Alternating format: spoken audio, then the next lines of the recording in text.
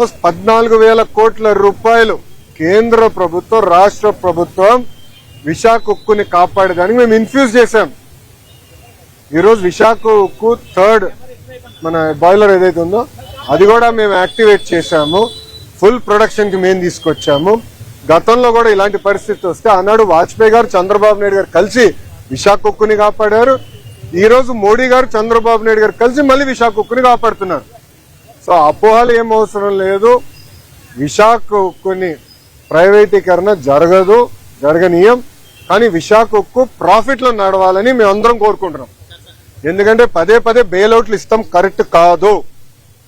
Profit లో నడవాలి, దానికి అందరూ సహకరించాలి. విశాఖ ఉక్కుకి సంబంధించిన భూమి 1 ఎకరం ఒరిజినల్ ఇంటెన్షన్ కి ఇచ్చారో దానికే వాడుతాం తప్ప వేరే దానికి డైవర్ట్ చేయాలన్న ఆలోచన ఎన్డీఏ ప్రభుత్వానికి లేదు. సిపిఎం సోదరులకి స్క్రిప్ట్ ఎక్కడి నుంచి వచ్చిందో వాళ్ళే దానికి సమాధానం చెప్తే బాగుంటుంది.